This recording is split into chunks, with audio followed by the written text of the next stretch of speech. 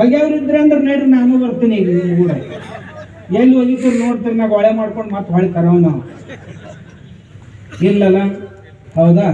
ಎರಡನೇದ್ದು ನಮ್ಮ ಅಜ್ಜವ್ರು ಆಗಲೇ ಹೇಳಿದ್ರು, ನಿಮ್ಮ ದೇವ್ರಿಗೆ ನಿಮ್ಮ ಮನೆ ದೇವ್ರಿಗೆ ಹೋಗ್ತೀರಿ ಹೋಗ್ಬೇಡ್ರಿ ಅಂದ್ರೆ ನಿಮಗೆ ನಡೀತೈತೇನು? ಎಲ್ಲರಿಗೆ ಮನೆ ದೇವ್ರು ಅದಾವೋ ಇಲ್ಲೋ?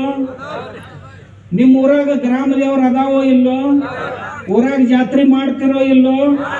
ಅವ್ರ ಜಾತ್ರೆ ಮಾಡ್ಬೇಡ ಅಂತಾರೆ ಬಿಡವ್ರನು ಅಲ್ಲ. ಬಿಟ್ಟಿದ್ರೆ ಅಂದ್ರೆ 800 ಯಾಕೆ ವರ್ಷ ಹೋಗ್ತಿದ್ವು ಶಿವಾನ. ಇವ್ರು ಮಾತಾಡಿದ್ದೇನೆ ಬಾಗಲಕೋಟೆಯಾಗ ಒಂದು ಗುಡಿಯಾಗ ಹೋಗ್ಯಾರ, ಗುಡಿ ಮುಂದೆ ಪ್ರವಚನ ಮಾಡಕ್ ಹತ್ತಿದ್ರಿ ಅವ್ರು. ಕತೆ ಹೇಳ್ತೀನಿ ನಿಮ್ಗೆ, ಕೆಲವು ವರ್ಷದ ಹಿಂದಿನ ಮಾತಾ. ಆ ಗುಡಿಯಾಗ ಆರತಿ ನಡೆದೈತಿ, ನಗಾರಿ ಬಾರ್ಸಕತ್ತಾರ. ಇವ್ರು ದೇವ್ರಿಗೆ ಬೈಯಕ್ಕೆ ಶುರು ಮಾಡಿದ್ರು ಹೊರಗೆ ಗುಡಿ ಮುಂದನ. ಆ ಊರಾನ ಮಂದಿ ಏನು ಬಡಿಗೆ ತಗೊಂಡು ಬಂದ್ರು. ಶಿರೂರಾಗಿದ್ ನಾ ಹೇಳೋದು, ಬಾಗಲಕೋಟೆ ಹತ್ತಿರ ಶಿರೂರಾಗ ಅದಿರೋದಿಲ್ಲ ಐತ್ ನೋಡಿ.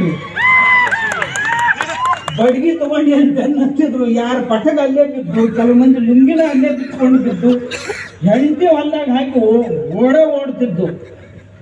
ಒಬ್ಬ ಮನುಷ್ಯ ಇದ್ದ, ಅವ ನಮಗೆ ಬಾಳ್ಬೇಕಾದ. ಹಿಂದಾಗಡೆ ಅವ್ರಿಗೆ ಸಾಕ್ಷಾತ್ಕಾರ ಆಗಿತ್ತು. ಅವ್ರು ನಮ್ಮ ಹತ್ರ ಬಂದು ಹಲ್ಲ ಮುರಿದಿದ್ರು ಅವ್ರು ನೋಡ. ಅವ್ರ ಹೆಸರು ಹೇಳುದಿಲ್ಲ, ಹೋಗ್ಯಾನ ಸ್ವಯಂ ಹೋದವ್ರ ಹೆಸರು ಹೇಳಬಾರ್ದು.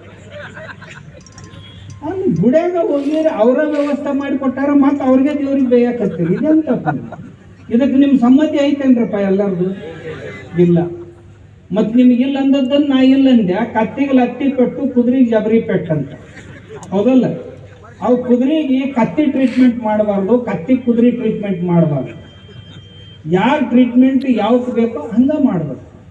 ಹಂಗಿದ್ರೆ ಅವ್ರಿಗೆ ಆ ಭಾಷೆ ತಿಳಿತೈತಿ. ನಾ ಬಿಜಾಪುರ ಮನುಷ್ಯ ಆಗಿರೋದ್ರಿಂದ ಬಿಜಾಪುರ ಭಾಷೆದಾಗ ಮಾತಾಡಿದೆ. ನೀವೆಲ್ಲ ಆ ಕಡೆ ಮೈಸೂರು ಕಡೆ ಭಾಷೆದಾಗಿರೋ ಮಂದಿ, ನಿಮ್ಗೆ ಅದು ಒಂದು ಜರ ಕಠಿಣ ಅನ್ನಿಸ್ತೈತೆ. ನಮ್ಮಲ್ಲಿ ಏನೋ ಹುಸ್ಕೊಳ್ಬೋ ಎಲ್ಲೋಗೇನವ ತಿಳ್ಕೊಂಡ್ರಣ್ಣ,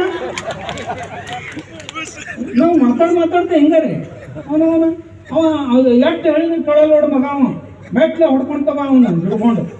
ಇದು ನಮ್ಮಲ್ಲಿ ಸಹಜ ಅನ್ನೋ ಮಾತ್ರ. ಇದೇನು ಭಾಳ ವಿಶೇಷ ತಿಳ್ಕೊಬೇಡ್ರಿ ನೀವು. ಅವಕ್ಕೇನು ಭಾಳ ಒತ್ತನ್ನು ಕೊಡಬೇಡ್ರಿ. ಸಣ್ಣವ್ರಿದ್ದಾಗಿನ ಮತ್ತೆ ಇನ್ನಂತಾರೆ ಸ್ವಾಮಿಗಳಾದವ್ರು ಹಿಂಗೆ ಮಾತಾಡೋದು. ಮತ್ತು ನಾ ಮಾತಾಡ್ಲಿಕ್ಕೆ ಯಾರು ಮಾತಾಡೋರು? ನೀವಂತೂ ಯಾರೋ ಇರಲಿಲ್ಲ. ಇವ್ರು ನಮ್ಮ ಅಪ್ಪಗಳಂತರು ಎಲ್ಲರೂ ಅಂದರು, ಯಪ್ಪ ನಾವಂದ್ರೆ ಏನು ಗತಿ ಆಗ್ತೈತಿ ಅಂತಂದ್ರು. ಮತ್ತು ಯಾವ ಹೊಳ್ಳೆ ಬಡಿಸ್ಕೊಳಕ್ಕೆ ತಯಾರದಾನ ಅವನ ಅನ್ಬೇಕಲ್ಲ. ಹೌದಂತೀರಿ ಅಲ್ಲಂತೀರಿ? ಅಷ್ಟು ಧೈರ್ಯ ಬೇಕೋ ಬೇಡ? ನೀವು ಏನೇನು ಮಾಡ್ತೀರಿ ಮಾಡ್ರಪ್ಪ, ನೋಡ್ತೀನಿ. ನಾವೊಂದು ಒಗದು ಕುಂತೀನಲ್ಲ, 3 ತಿಂಗಳಾಯ್ತು. ನಾವೊಂದು ಬಾಂಬ್ ಹೋಗಿದ್ರೆ ನೀವು ಪಟಾಕಿ ದಿನ ಸಿಡಿತಾವೆ ಮಾಡಿ ಎಲ್ಲಿಗೆ ಬಂದಾವ ಹೇಳೀಗ. ನೀವು ಕೈ ಮುಗಿತೀವ್ರಿ, ಬಂದ್ ಮಾಡ್ರಿ ಅಂತ ನನಗನ್ನಾಕತ್ತ.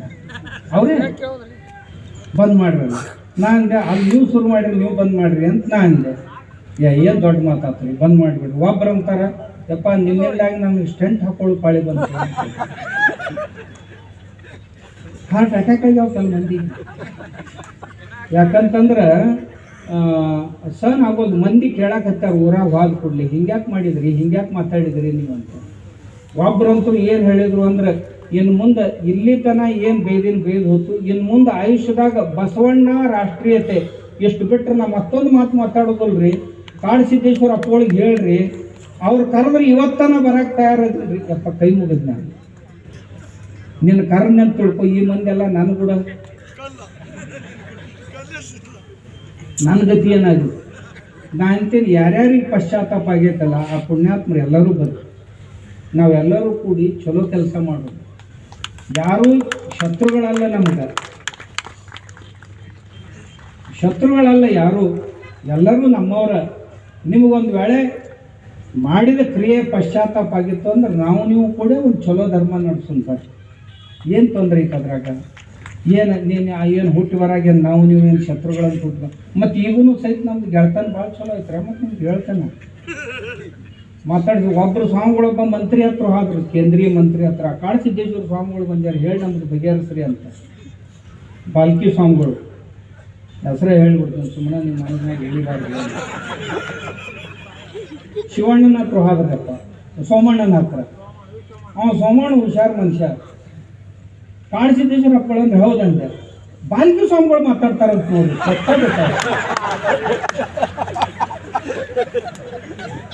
ಏನು ಹೇಳಿತ್ತು ಅವನ್ನ ಅವ್ರ ಕೈಯಾಗ ಕೊಟ್ಟ ದೌಡ್ ಮಾತು ಬರೋಲ್ಲ ಅದ ಅಂದ್ಬೇಡ್ರಿ ಹೇಳ್ರಿ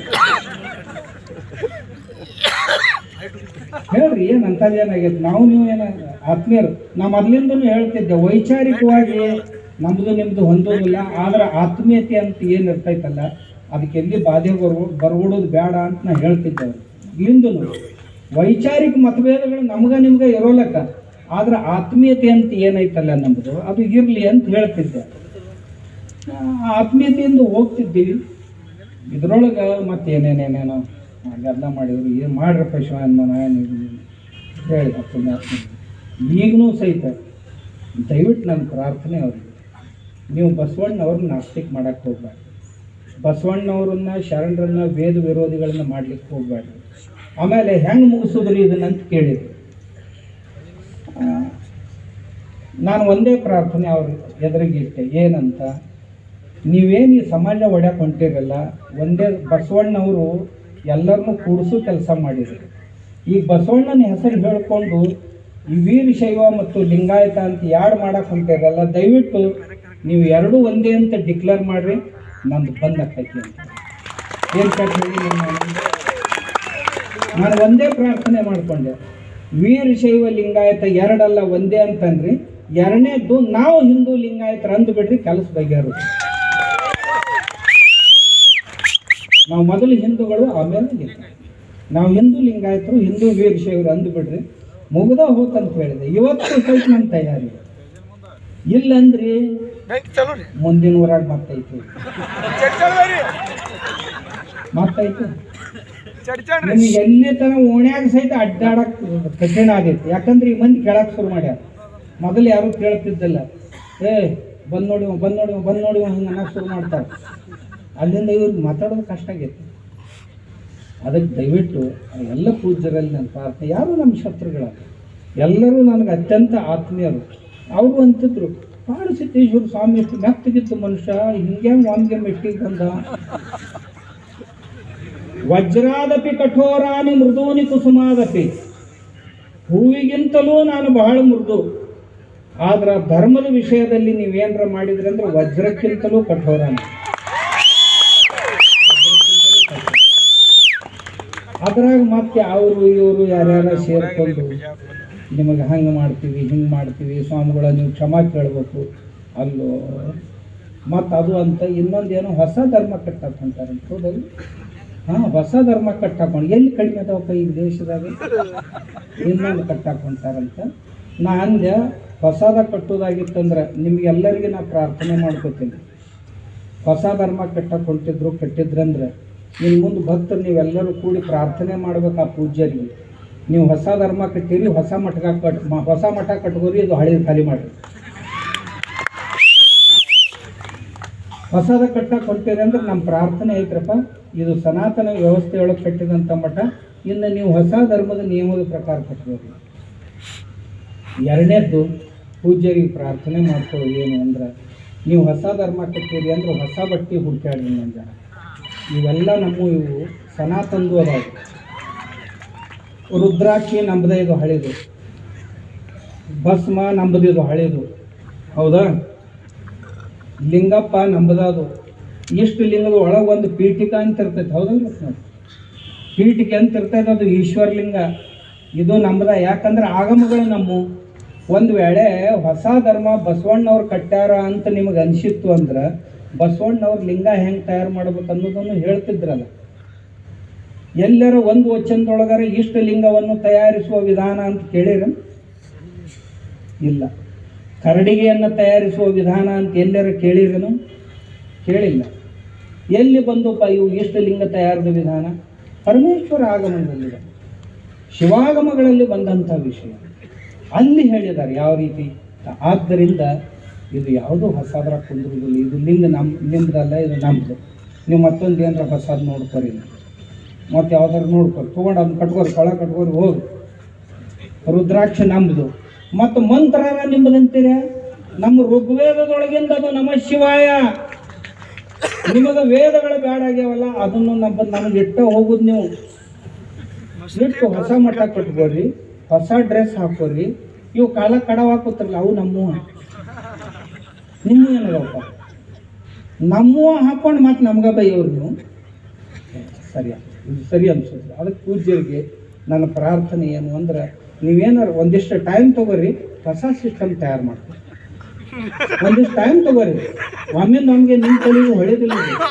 ಯಾಕಂದ್ರೆ ಕಾಯಿ ಬಿಟ್ಟರೆ ನಾಳೆ ಊಟ ಸಿಗೋದು ಕಷ್ಟ ಆಕೈತಿ,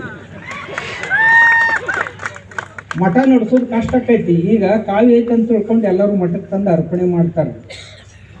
ಮತ್ತು ಯಾರು ಹೊಸ ಮತ್ತು ಇಷ್ಟು ಮಾಡ್ರೆ, ನನಗೊಬ್ಬರು ಸಿಂಧನೂರಾಗ ಒಂದು 10-12 ಮಂದಿ, ಒಂದು 25 ಮಂದಿ ಬಂದಿದ್ರು ಸ್ವಾಮಿಗಳು. ನೀವು ಹಿಂಗೆ ಮಾತಾಡಿರಿ, ನಿಮ್ಮದು ವಿರುದ್ಧ ಐತೆ. ಆಯ್ತಪ್ಪ, ನೀವೇನು ಮಾಡ್ತೀರಿ ಅಂತ ಕೇಳಿದೆ. ನಾವೆಲ್ಲ ನಿವೃತ್ತರದೀವಿ. ಏನೇನು ಮಾಡ್ತೀವ? ಒಬ್ಬ ಅಂದನ ಶಿಕ್ಷಕ ಇದ್ದಂದು, ಒಬ್ಬ ಇಂಜಿನಿಯರ್ ಇದ್ದಂದ, ಮತ್ತೊಬ್ಬ ಮತ್ತೇನಿದ್ದ. ನಾವೀಗ ಎಲ್ಲ ಇಲ್ಲೇ ಸಿಟಿ ಒಳಗೆ ಅದೀವಿ. ಏನು ಕಾಯ್ಕಾಯಿ ಏನು ಮಾಡ್ತೀರಿ ಅಂತ ಕೇಳಿದೆ. ಕಾಯ್ಕಾಯಿ ಏನು ಮಾಡ್ತೀರಿ ಅಂತ ಕೂಡಲೇ ಗಂಟ್ಲೂ ಒಣಗಿ ಹೋಗ್ತಾರೆ. ರಿಟೈರ್ ಆಗ್ಯಾರ ಅವ್ರು ಕಾಯ್ಕ ಮಾಡಿ, ಈಗೇನೂ ಇಲ್ಲ. ಕಾಯ್ಕಾಯಿ ಏನು ಮಾಡ್ತೀರಿ? ಈಗೇನು ಮಾಡಿದ್ರಿ? ರಿಟೈರ್ ಆಗಿವಿ ಅಂದರು. ಮತ್ತು ಉಣಬಾರ್ದು ನೀವೀಗ. ಬಸವಣ್ಣವ್ರು ಏನು ಹೇಳ್ಯಾರ? ಕಾಯ್ಕ ಮಾಡ್ಲಾರ್ದ ಊಟ ಮಾಡಬಾರ್ದು, ಹೌದಲ್ಲ? ಊಟ ಮಾಡಬಾರ್ದು. ಆಮ್ಯಾಗ ಹೊನ್ನಿನೊಳಗೊಂದೊರೆಯ, ಅನ್ನದೊಳಗೊಂದಗುಳ, ವಸ್ತ್ರದೊಳಗೊಂದೆಳೆಯ, ಇಂದಿಂಗೆ ನಾಳಿಂಗೆ ಬೇಕೆಂದೆನಾದಡಿ ನಿಮ್ಮಾಣೆ ನಿಮ್ಮ ಪ್ರಮಥರಾಣೆ. ಬಸವಣ್ಣವ್ರು ಹೇಳ್ಯಾರ. ನಾಳೆಗೆಂತ ಒಂದು ಗುಂಜಿನೂ ಇಟ್ಕೋಬಾರ್ದು ಮನ್ಯಾಗ. ಇವತ್ತು ಸಂಜೆಗೆ ಎಲ್ಲ ಪಾತ್ರೆ ತೊಳೆದು ಜಳ ಮಾಡಿ ಮರುದಿವ್ಸ ಮತ್ತೆ ಹೋಗಿ ಕಾಯ್ಕ ಮಾಡಬೇಕು, ತರಬೇಕು, ತಂದು ಉಂಡು ಮತ್ತೆ ದಾಸೋಹ ಮಾಡ್ಬೇಕು. ಎಷ್ಟು ಮಂದಿ ದಾಸೋಹ ಮಾಡ್ತಿರ್ತೀವಿ ಇದ್ರಾಗ ಕೇಳಿದ್ ನಾವು. ದಾಸೋಹ ನಾವೆಲ್ಲಿ ಮಾಡ್ತೀವಿ? ನಮಗೆ ಈಗ ಹೆಂಗೆ ಮಾಡಕ್ಕೆ ಬರ್ತೈತೆ ಅಂತ. ಮತ್ತು ಬಸವ ತತ್ವ ಪಾಲನೆ ಮಾಡಕ್ಕೆ ಹೊಂಟಿರೋದಿಲ್ಲ. ಮುಟ್ಟಾಡ್ರಿದ್ದೀರಿ ನೀವೆಲ್ಲ. ಬಸವಣ್ಣನ ಹೆಸರು ಹೇಳಿಕೊಂಡು ಬಸವಣ್ಣವ್ರ ಹೆಸರು ಕೆಡ್ಸಕ್ಕೆ ಹೊಂಟಂತ ಮೂರ್ಖರದಿರಿ ನೀವು ಅಂತ ಹೇಳಿ. ಬಸವಣ್ಣವ್ರು ಹೇಳ್ಯಾರಿಲ್ಲ ದಾಸೋಹ ಮಾಡ್ಬೇಕು ದಿನಾಲು ಅಂತ. ಯಾಕೆ ಮಾಡೋದಿಲ್ಲಪ್ಪ ನೀವು? ಬಸವಣ್ಣವ್ರು ಕಾಯ್ಕ ಮಾಡ್ಬೇಕಂತ ಹೇಳ್ಯಾರ, ನೀವು ಕುಂತು ಉಣ್ತೀರಿ. ಕಾಯ್ಕ ಹೆಂಗೆ ಆಗೋದಿಲ್ಲ.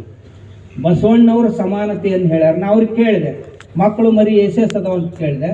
ಅಣ್ಣ ನನಗೆ 3 ಮಕ್ಕಳು ಅದಾವ್ರಿ, ನನಗೆ 2 ಅದಾವ್ರಿ, ಒಬ್ಬ 4 ಅದಾವ ಅಂದ. ಮದುವೆ ಆಗ್ಯಾವ್ರಿ, ಎಲ್ಲರೂ ಮದುವೆ ಆಗಿ ಮೊಮ್ಮಕ್ಕಳು ಅದಾವ್ರಿ ಮನ್ಯಾಗ.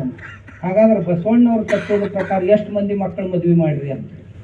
ಎಲ್ಲ ಬಸವ ತತ್ವದ ಪ್ರಕಾರನ ನಾವು ಇದನ್ನು ಮಾಡೀವ್ರಿ, ಹೂವು ಹಾಕಿ ಎಲ್ಲ ಮಾಡೀವ್ರಿ. ಅದು ಅಲ್ಲಪ್ಪ ಬಸವ ತತ್ವ. ಹರಳಯ್ಯ ಮದುವರ್ಸರ್ ಮಕ್ಕಳು ಮದುವೆ ಮಾಡಿದ್ರಲ್ಲ, ಹಂಗೆ ನಿಮ್ಮ ಮಕ್ಕಳದ್ದು ಎಷ್ಟು ಮಂದಿ ಇದು ಮಾಡಿರಿ? ನಿಮ್ಮ ಮಕ್ಕಳದ್ದು ಎಷ್ಟು ಮಂದಿ ಇಂಥ ಮದುವೆ ಮಾಡಿರಿ ಅಂತ ಪ್ರಸಂಗ ಬಂದಿಲ್ಲ ಬಿಡ್ರಿ. ಯಾಕೆ ಪ್ರಯತ್ನ ಮಾಡಕ್ಕೆ ಬರ್ತಿದ್ದಿಲ್ಲ. ಒಬ್ಬ ಮಾದಾರ ಹರಳಯ್ಯನ ಮಗಳು ಸಿಗ್ತಿದ್ದಿಲ್ಲ ನಿನಗೆ ಸೊಸಿ ಅಂತ ತಗೊಳಕ್ಕೆ. ಇರಲಿಲ್ಲ ಅಂದ್ರೆ ಹರಳಯ್ಯನ ಮಗ ಶೀಲವಂತ ಒಬ್ಬ ಸಿಗ್ತಿದ್ದಿಲ್ಲ ನಿನಗೆ ನಿನ್ನ ಮಗಳು ಕೊಡ್ಲಾಕ. ಬರೀ ಬಾಯಿಂದ ಮಾತಾಡ್ತೀರಿ ನೀವು.